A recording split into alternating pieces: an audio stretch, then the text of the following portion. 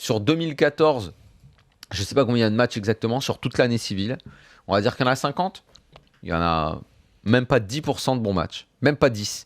Est-ce que c'est normal ? Est-ce que si le Barça, le Bayern, le Real, Chelsea, les gros clubs font ce genre de choses, on est aussi gentil avec ? Je ne crois pas.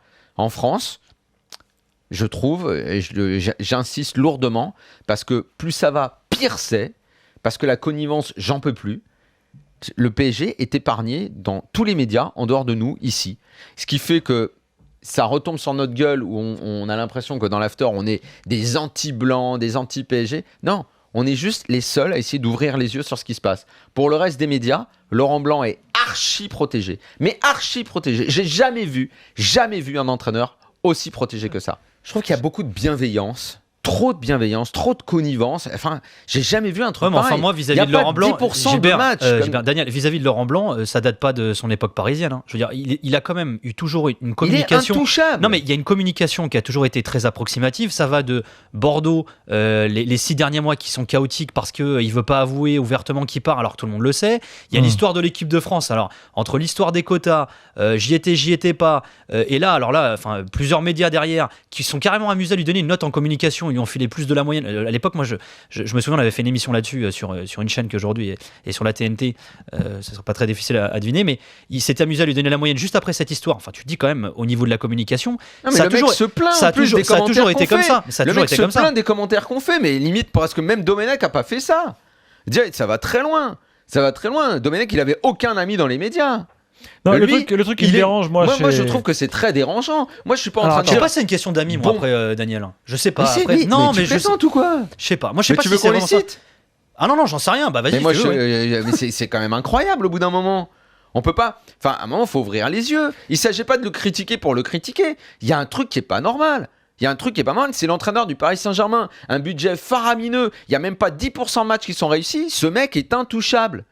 C'est fou. Enfin, intouchable. Mais Gilbert, il y a qui qui est critiqué. Non mais Daniel. Et encore critiqué. À chaque fois, on me fait passer pour le bourreau de Laurent Blanc, alors que je répète, mais 1000 fois que le véritable responsable, c'est le président. Non, mais attends, ses choix. C'est ce qu'on vient de dire en l'occurrence. 2 secondes. C'est dingue ce qui se passe autour de cette personnalité quand même. 2 secondes. Attendons de voir ce qui va se passer à la fin de la saison. Si aujourd'hui, attendez, soyons concrets. S'il gagne avec des champions et qu'il est champion. Toi, tu parles de, on va dire, l'aura entre guillemets médiatique de Blanc. Blanc, il y a combien de pourcents de chances qu'il soit encore là dans un an ? 0,5 1, 2, 3, moi, je 4. Je te parle pas de ça. Donc ça veut dire qu'il n'est pas du tout protégé par ses propres dirigeants. La preuve, c'est le comportement de Nasser qu'on n'arrête pas de dénoncer et qui en fait lui porte préjudice. Non mais qu'il soit pas. Enfin, s'il remporte les 4 compétitions, qu'il soit pas protégé par ses présidents. Tu crois que ça peut changer quelque chose, franchement ? Non mais. S'il remporte les 4 compétitions, comment tu peux virer un entraîneur qui gagne la Ligue des Champions ? S'il remporte les 4 compétitions, tu crois pas que ça peut les empêcher de le remplacer ? Les 4 c'est ce que je suis en train de te dire. Ligue des Champions dedans. Oui. Non, mais attends, non, mais Daniel. Non, mais ok, on délire. Si tu veux. C'est impossible. Voilà. Enflammade. Non, mais revenons. Non, mais s'il les gagne, ils vont pas le virer. Revenons au concret. Mais bien sûr que non. Non, mais revenons au concret. Il y a un truc. Déjà, il y a un truc qu'il peut faire. Si les 3, c'est faisable en revanche. Mais à la limite, j'ai envie de dire, mais peu importe quoi. Il remporte les 3, bah bravo. Je me dirais Blanc, il a réussi son truc, même si Di Matteo a remporté la Ligue des Champions.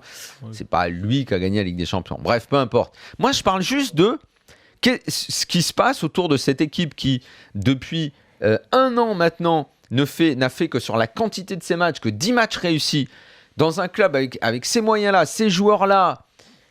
Je ne vois il n'y a que autour de lui qu'il y a une telle protection. Je trouve ça dingue. Mais moi, tu sais, pour aller plus loin que toi, je pense que au-delà. En même temps, attends, à un moment, il faut arrêter de se cacher. Vous le savez quand même, les liens au CFC entre les mecs sur le plateau, Pierre Ménès et les autres consultants avec Laurent Blanc. À un moment, faut dire les choses. Même ici, il faut le dire aussi. Il n'y a pas à se cacher. On sait très bien que chez nous, dans ce média-là, il y a des gens qui sont proches de lui, qui le surprotègent. Je trouve à un moment, c'est pas normal. C'est pas normal, il faut dire la vérité. Après, pour aller. Moi, je dis même pas critiquer ou pas critiquer. Moi, je pense que juste ne pas défendre juste parce que c'est un ami. Daniel, ça, c'est pas possible. Je pense que dans le cas du Paris Saint-Germain, alors au-delà de ce qu'on disait tout à l'heure, au niveau de la com. Et moi, en tant que journaliste libre, je me dois de dire ça.